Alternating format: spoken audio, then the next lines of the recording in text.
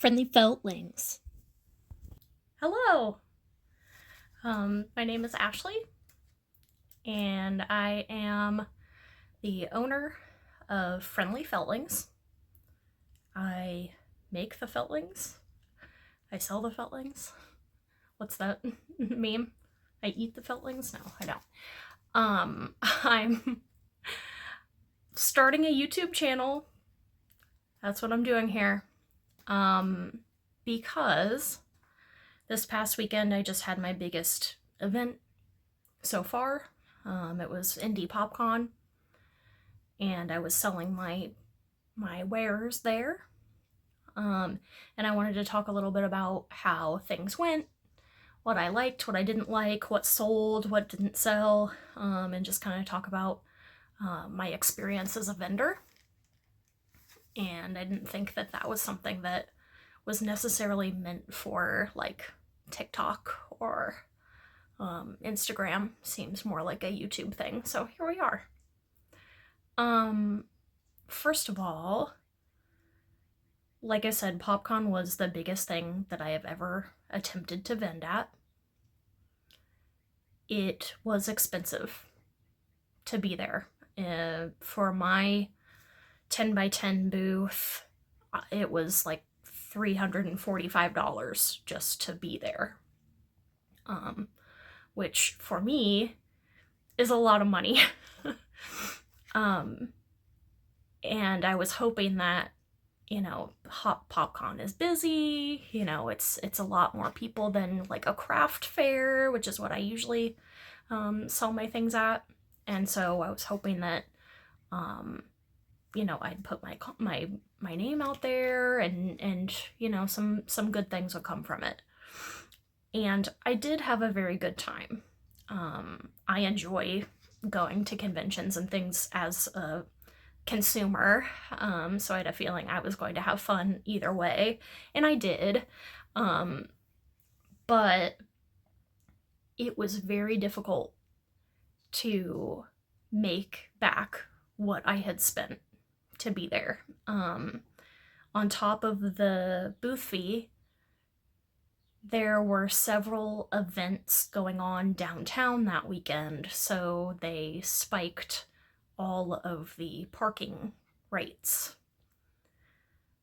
The lot that was immediately next to PopCon was $68 to park there. And we, kind of like walked from a little further away so that we could pay a little bit less. But we did still, on average, end up paying a little over $30 a day for parking. Which, when you add that with the booth fee, with food, which was also incredibly expensive, we did break even. We even went a little bit over even, but only just, which, I don't know. With us being so new, with this company being so new, with me being so green, a part of me is just proud to have made my money back. However, it would have been nice to be paid for being there, but really I wasn't. I'm hoping that, the contacts that I made while I was there, the people who bought from me, will, continue to follow in the future, and other things hopefully may come from it. But generally speaking, as a vendor, I don't think I'm gonna go back. Unless I somehow end up with some kind of following, I don't see how that could possibly be worthwhile monetarily for me. I am happy to say I've already been accepted to another craft fair. It is not that far from my home. Only cost me $50 to get in, which was super refreshing, and I also have a feeling we're not going to have to pay to park. So I'm really hoping to make some money back at that event. And also sales. Okay, so I'll talk a little bit about sales. So parking was expensive, not just for vendors, but also for the patrons who came. And because of that, I think our sales really suffered. And I couldn't blame them. You know, if I were going to a thing as a patron and I showed up and it was like, okay, it's $65 for a ticket.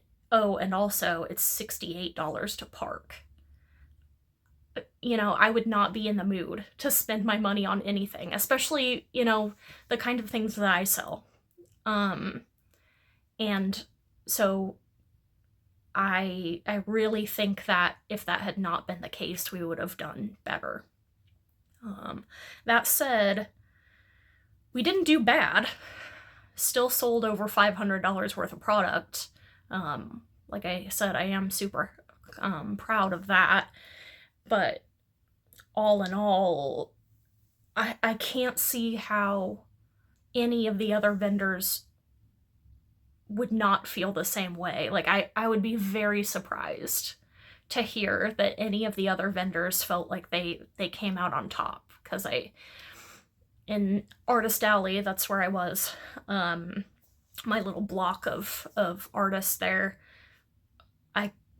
I could hear people talking and saying, you know, wow, this is like a really slow weekend and sales just have not been great. And we all agreed that, you know, the circumstances were really wrecking our time.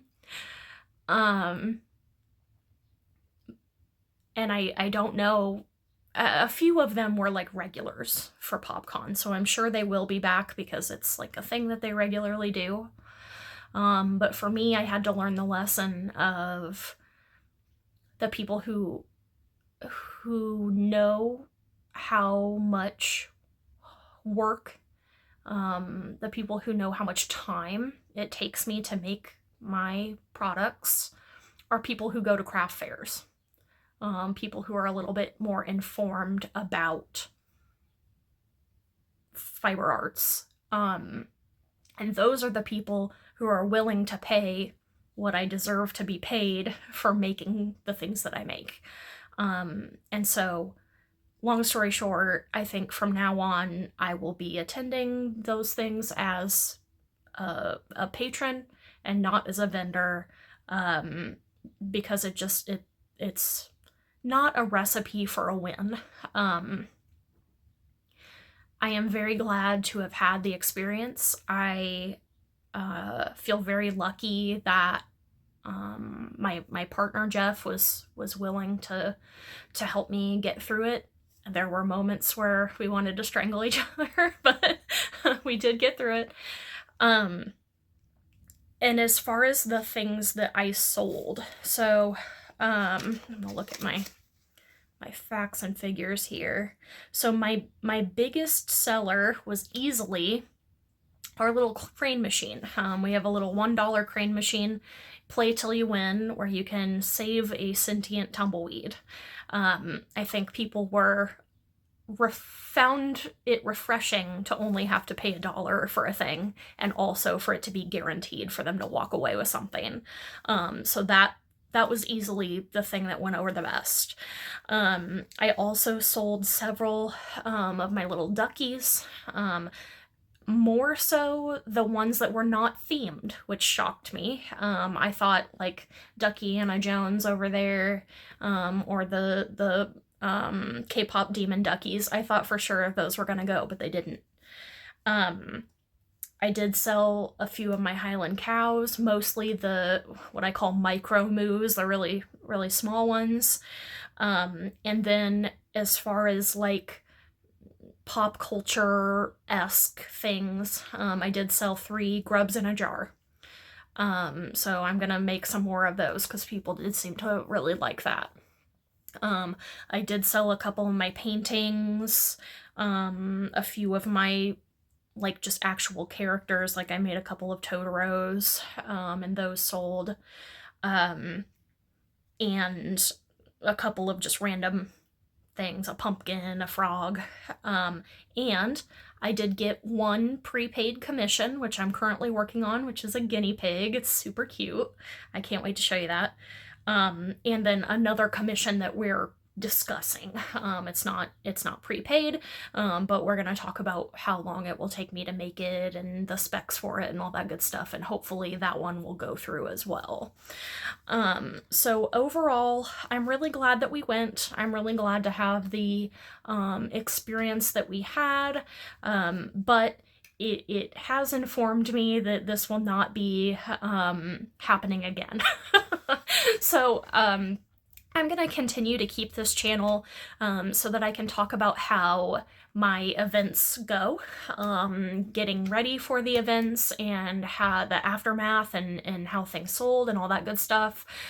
So look forward to more info from me if you're interested in, small business and being in the craft sphere. Again, my name was Ashley, and I'll see you next time.